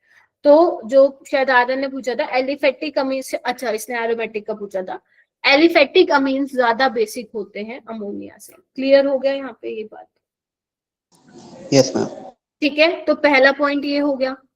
दूसरा पॉइंट हो गया यहाँ पे, इधर आओ, कि जो एरोमेटिक अमीन्स होते हैं वो लेस बेसिक होते हैं एलिफेटिक अमीन से। ऐसा क्यों होता है, देखो यहाँ पे मैं बना रही हूं, मेरे पास एक ये है एनिलीन, और एक मेरे पास है कोई भी ले लो, ये ले लो। अगर तुम यहाँ पे ध्यान से देखो तो यहाँ पे जो नाइट्रोजन के लोन पेयर है वो लोकलाइज नहीं है, they are participate in resonance. Delocalize electron है यहाँ पे, दिख रहा है, और यहाँ पे क्या है, लोकलाइज्ड है, हाँ या ना। तो अगर मान लो मुझे H+ के साथ रिएक्शन करानी है दोनों की, तो कौन बेटर डोनर होगा, ये वाला, क्योंकि इसके लोन पेयर लोकलाइज्ड है, फ्री है, अवेलेबल है, जबकि यहाँ पे जो है कुछ इलेक्ट्रॉन डेंसिटी बेंजीन रिंग में जा रही है। तो इसीलिए एरोमेटिक अमीन्स जो होते हैं वो क्या होते हैं, लेस बेसिक होते हैं एलिफेटिक अमीन से, ठीक है। और अगर मान लो मैं यहाँ पे बात करूं, मान लो एक तुम्हारे पास एनिलीन है, बाद में लूंगी तुम लोगों के क्वेश्चन, मान लो तुम्हारे पास ये है, ये दो कंपाउंड है। अब यहाँ पे हमें देखना है कि कौन ज्यादा बेसिक है। नहीं मैं नहीं दिखाऊंगी, बाद में देखना, अब मेरे को समझाने दो। मैं यही काम नहीं है मेरे पास। 8:30 तक का ही टाइम है, बाद में नोट्स भेजूंगी, आप देख लीजिएगा। बी वाला ज्यादा बेसिक होगा बिकॉज ये क्या है, इसके इलेक्ट्रॉन लोकलाइज्ड है, लोन पेयर, और ये क्या है, डीलोकलाइज्ड है। तो ज्यादा बेसिक कौन सा होगा, बेंजाइल अमीन एनाडीन से। और जो तुम्हें वो देगा इक्वेशन ऐसा मिलेगा so that you can compare, कोई अंटशंट तुम्हें नहीं दे देगा कि इससे ये कंपेयर करो। कंपैरिजन होगा तो सलीके से क्वेश्चन बनाएगा, कुछ भी क्वेश्चन नहीं बना देगा वो तुम्हारे को कि तुम्हें पता ही ना चले कि हाउ टू कंपेयर दिस। तो बेंजाइल अमीन जो होगा वो ज्यादा बेसिक होगा। ये बहुत पॉपुलर सवाल है जेई में, ध्यान रखना। तीसरा पॉइंट आता है कि अगर मान लो मेरे पास प्राइमरी अमीन है, सेकेंडरी अमीन है और टर्शियरी अमीन है,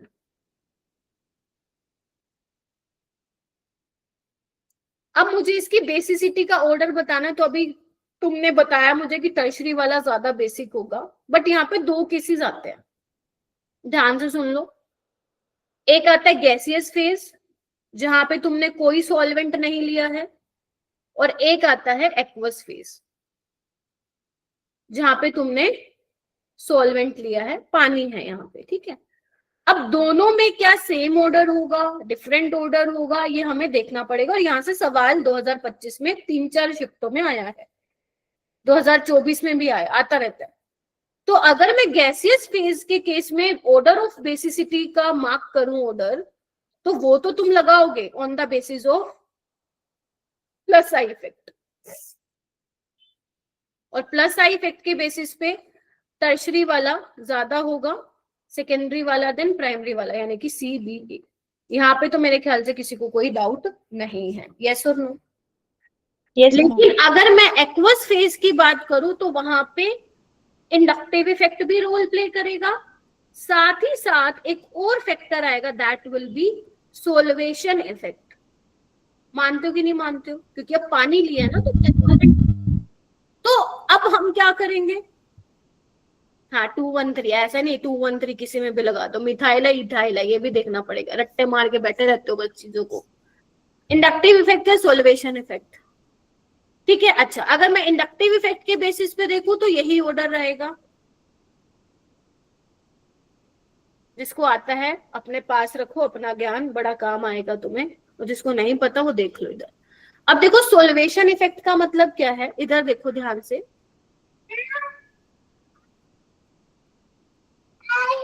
देखो मेरे पास सेकेंडरी अमीन है और मेरे पास टर्शियरी अमीन है। देखो अगर मैं तीनों की ही रिएक्शन मान लो एसिडिक मीडियम में करा रही हूँ तो क्या बनेगा, तुम सबको पता है, हाइड्रोजन बॉन्ड। हाइड्रोजन बॉन्ड कहाँ बन रहा है, पॉजिटिव चार्ज आ रहा है। तुम लोग कुछ याद ही नहीं याद करके बैठे चीजों को। हाइड्रोजन बॉन्ड की मैंने बात की अभी है,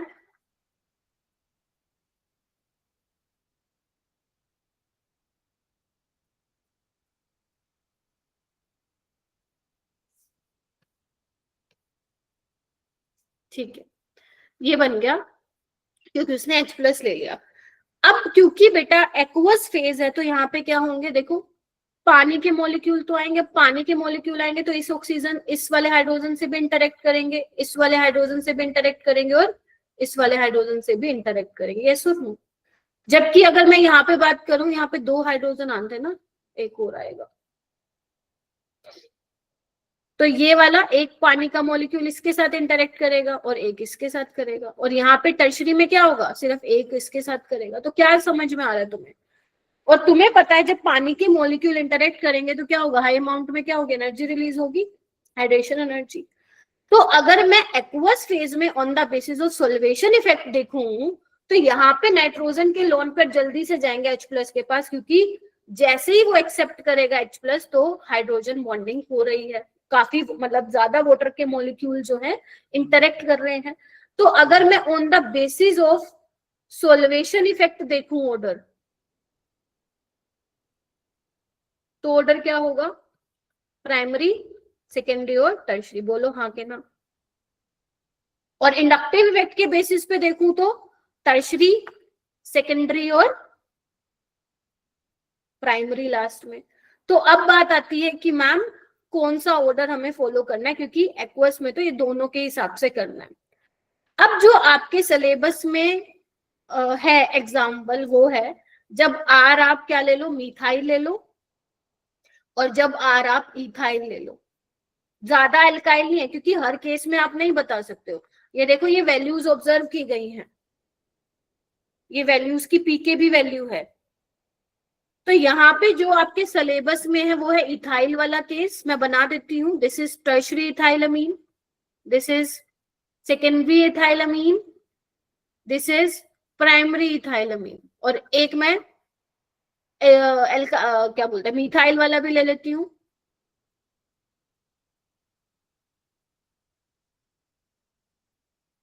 अब यहाँ पे देखो क्या ऑर्डर फॉलो होता है। ये मैं बात करूँ एक्वस फेज में।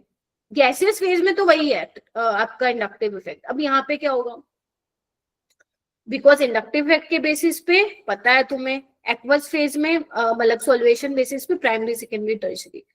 तो अब दोनों फैक्टर को मिला के जो ऑर्डर निकाला गया on the basis of pKb value, वो निकाला गया इन केस ऑफ इथाइल 231, यानी कि 2 degree, 3 degree, 1 degree, 2 degree, 3 degree और 1 डिग्री। दिख रहा है? और अगर मिथाइल के केस में बोलूं तो on the basis of pKb value जो बेसिसिटी का ऑर्डर आया वो आया 213। कितना आया? 213, यानी कि टर्शरी, बहुत इंपॉर्टेंट है ये, tertiary, primary, secondary, primary, then last में टर्शरी। तो अब तुम ये कैसे याद रखोगे? तुम कोई एक याद रख लो और दूसरा तुम 1 और 3 को पलट देना। कोई भी एक याद रख लो। इथाइल के केस में ध्यान रखना है 231, मिथाइल के केस में याद रखना है 213। अब देखो ये रही इसकी पीकेबी वैल्यूज, इधर आओ। मिथेनामाइन क्या होता है? CH3NH2। एन मिथाइल मिथेनामाइन क्या होता है? यही होगा। और NN डाई मिथाइल मिथेनामाइन यही होगा। देखो एक बार, जो सेकेंडरी है उसकी पीकेबी वैल्यू सबसे कम है, देख पा रहे हो? फिर प्राइमरी वाले की कम है और लास्ट में सबसे ज्यादा किसकी है? टर्शरी वाले की। क्या ऑर्डर फॉलो कर रहा है ये? 213। दिख रहा है? बताओ भाई।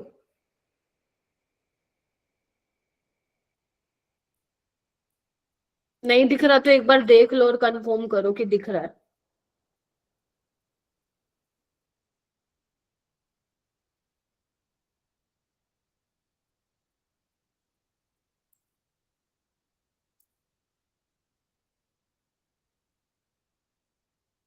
ऐसे ही यू कैन कंपेयर इथाइल वाला केस, चेक कर लो बेशक। ये जो एन इथाइल इथेनामाइन है 3 है उसका पीकेबी, NN डाई मिथाइल का 3.25 है और इथेनामाइन का 3.29 है। तो यहाँ पे क्या हो गया? 231, यानी कि सेकेंडरी, टर्शरी और प्राइमरी वाला फॉलो हो रहा है। इधर आओ, यहाँ पे देखो लास्ट के दो देखो। एन मिथाइल एलेनिन क्या होता है? और NN डाई मिथाइल एनिलीन क्या होता है? इसमें पीकेबी वैल्यू किसकी ज्यादा है बताओ? इसकी कम, किसकी? इसकी। एक्सप्लेन कर सकते हो? क्योंकि यहाँ पे क्या है? इलेक्ट्रॉन रिलीजिंग ग्रुप है, 2 मिथाइल है, वहां ऊपर 1 मिथाइल है। तो NN डाई मिथाइल एनिलीन में नाइट्रोजन के पास जो लोन पेयर है वो जल्दी अवेलेबल होंगे डोनेशन के लिए, तभी उसका बेसिक कैरेक्टर क्या है? ज्यादा है। ऐसे तुम बेंजीन अमीन एनिलीन को और फिनाइल मिथेनामाइन बेंजाइल अमीन को कंपेयर कर सकते हो। ठीक है क्या? बोलो। तो ये टेबल बड़े काम की है ये। अब देखो टेबल में लिखा हुआ है तो बिल्कुल ये वाला क्वेश्चन तुम्हारे पेपर में आ सकता है और आया भी हुआ है। तो इसीलिए एनसीईआरटी की टेबल बड़ी ज्यादा इंपॉर्टेंट है, तो इसलिए मैंने ये आप लोगों को बताया है। हाँ, ये चैप्टर का आखिरी पार्ट है गौरव, आपको दिख भी रहा होगा। नहीं, एन डाइमिथाइल एनिलीन बोलेंगे बेटा, ठीक है। ओके, उसके बाद क्या है फिजिकल प्रॉपर्टीज। ये देखो, ये तुम्हारे लिए ही था, तभी मैंने लास्ट में इसको रखा है। ये तुम्हें रीड करना है, बहुत आसान है, कुछ नहीं है इसमें।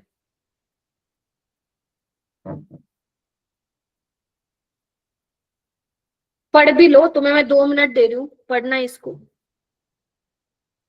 2 मिनट दे रही हूँ, अभी टाइम है क्लास में, पढ़ो इसको।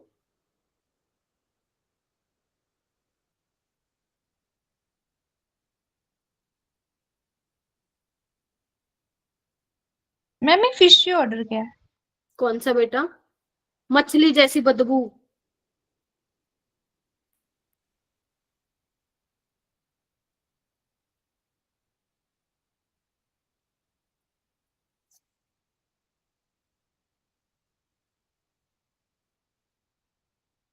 ओके, सो डाउट्स आप लोगों के क्या थे? एन डाइमिथाइल बेंजीन नहीं बोलोगे। लास्ट स्लाइड दिखा दो, पीडीएफ भेजूंगी, देख लेना। मैम NH3 और एरोमेटिक में से कौन बेसिक होगा? NH3 होगा बेटा, क्योंकि नाइट्रोजन के लोन पर उसमें लोकलाइज है ना।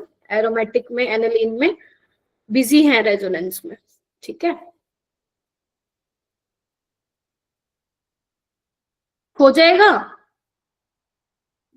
अल्कोहल और अमीन्स की बॉइलिंग पॉइंट के बारे में क्या किया गया है? इन्होंने कंपेयर किया हुआ है। आपको पता ही ऑक्सीजन ज्यादा इलेक्ट्रोनेगेटिव है, तो अल्कोहल में ज्यादा स्ट्रॉन्ग इंटरमोलिकुलर हाइड्रोजन बॉन्ड्स बनेंगे, तो वो ज्यादा पोलर होंगे, बॉइलिंग पॉइंट उनका ज्यादा होगा, ठीक है। बस यही दिया हुआ है, और एक ही टेबल दी हुई है एनसीईआरटी में, देखना एक बार,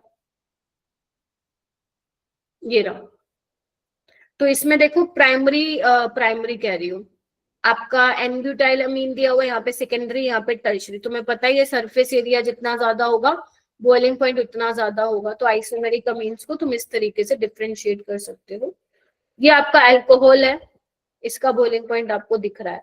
तो जो आप कंपैरिजन है ना अल्कोहल अमीन्स में, कब कर सकते हो? जब उनका मोलर मास कंपेरेबल हो। ऐसा नहीं कि तुमने एक अल्कोहल ले लिया जिसका मोलर मास बहुत ही ज्यादा है और एक ले लिया अमीन जिसका मोलर मास कम है, नहीं, ऐसे नहीं कंपेयर करोगे। आपको अगर क्वेश्चन आता है तो आपको ऐसे वाले मॉलिक्यूल्स दिए जाएंगे जिनका मोलर मास क्या हो, कंपेरेबल हो, थोड़ा सा सेम हो, जैसे तुम्हें दिख रहा है ये सारे। तो यहाँ पे अल्कोहल का तुम्हें सबसे ज्यादा दिख रहा है।